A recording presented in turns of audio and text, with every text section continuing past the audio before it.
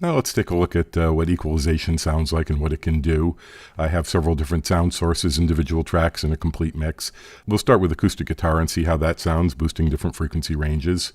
And I'm going to lower the volume a little bit because if the volume is at normal level and you apply a lot of boost at frequencies that are present in the music, that's going to cause distortion, and we don't want that. So I'll ride this up and down a little bit as we work.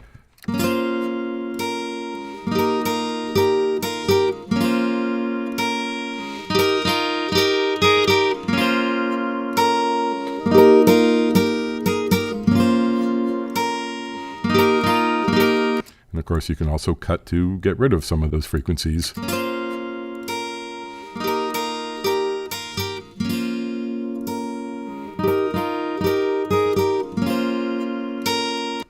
All right, now let's listen to a drum, and I'll double click this to return it back to flat. This is a Sonatus equalizer that comes bundled with Sonar Producer, and it's great. It has 6 bands. I turned off the bands that we're not using. There's no sense having the computer process bands, even if they're set to flat, if they're not being used. And each band, all 6 bands, offer a number of different curves. This is standard peaking, boost and cut, but each band can also be switched to shelving. And that's a low frequency shelf, and there's a high frequency shelf.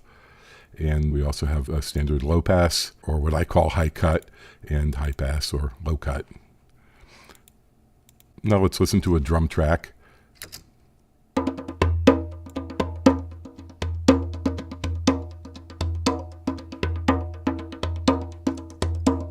You can hear that boosting around here brings out the slap in the drum. If you prefer to have less slap, of course, you would cut that.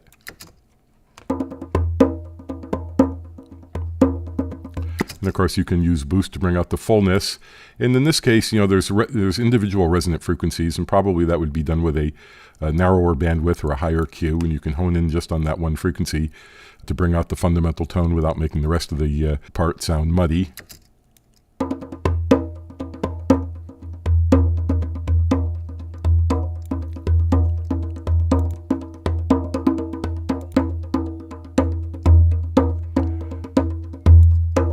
And you can hear that brings out that really low tone quite a bit.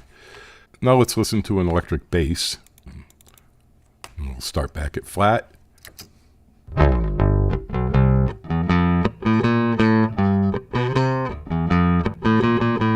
And now let's try boosting some different things. And again, when boosting the low end on a bass, you really don't want a high Q. That will make individual notes pop out. If you happen to get the frequency that lines up with one of the bass notes, it'll all of a sudden jump out and be much louder than everything else. And you could fix that with compression, but really, what's the point? You generally don't want to do that. You would want a broad boost to increase the overall fullness of all the notes. So for this demo, we'll use a lower Q or wider bandwidth.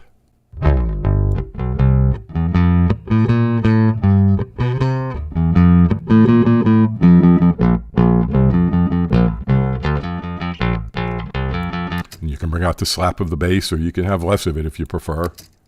Or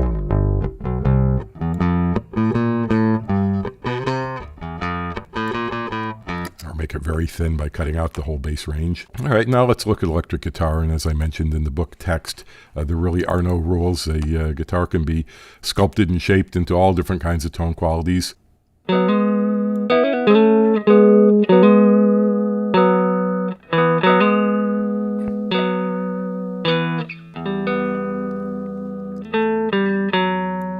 And a lot of times what's wrong with electric guitar is sometimes it's got kind of a boxy, hollow sound around, 500-600 hertz. And we can cut that out and probably improve the sound and make it sound brighter and clearer without actually boosting any highs. And we'll start with bypass just so you can hear it as it was.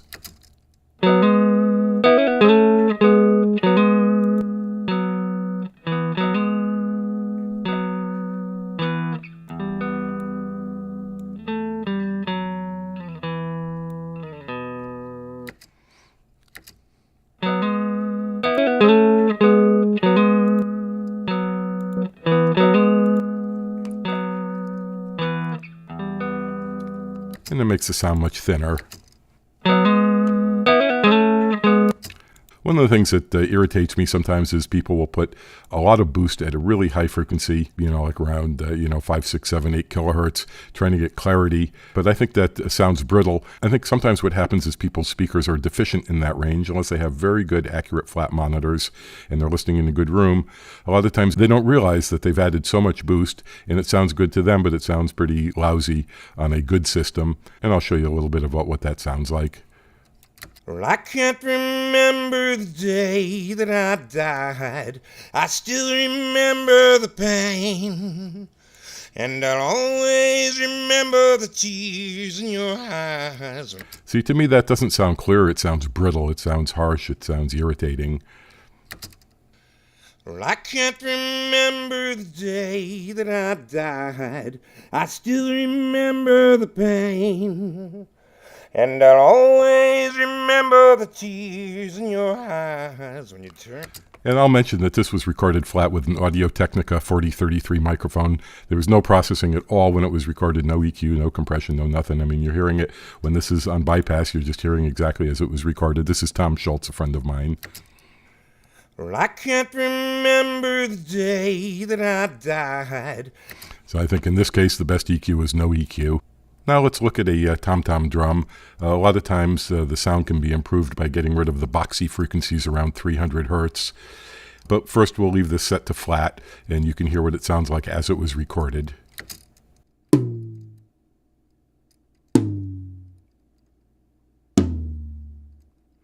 And now let's play with EQ. Let's try cutting out some of that boxiness.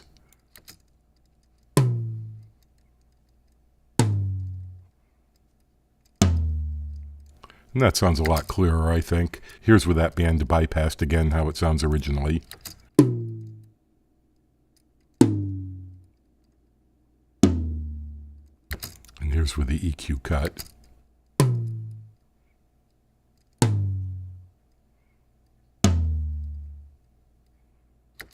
And now finally, let's look at a complete music mix. This is a piece written by my friend Ed Zubak. He's a professional composer. He does a lot of TV music.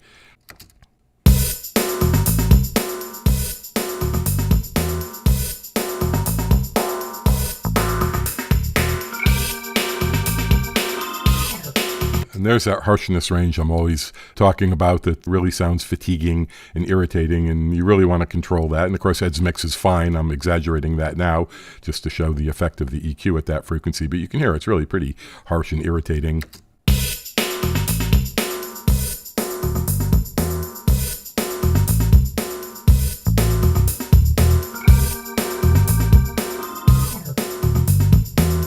And you can hear there's a lot of thump and a lot of low end in this range. This is not very low. I'm going down to 80 hertz, 120 hertz or so.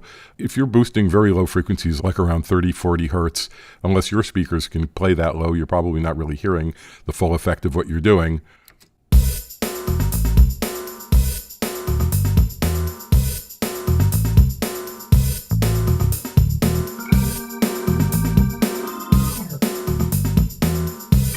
You can get a lot of punch in the range between, maybe 80 and 200 hertz.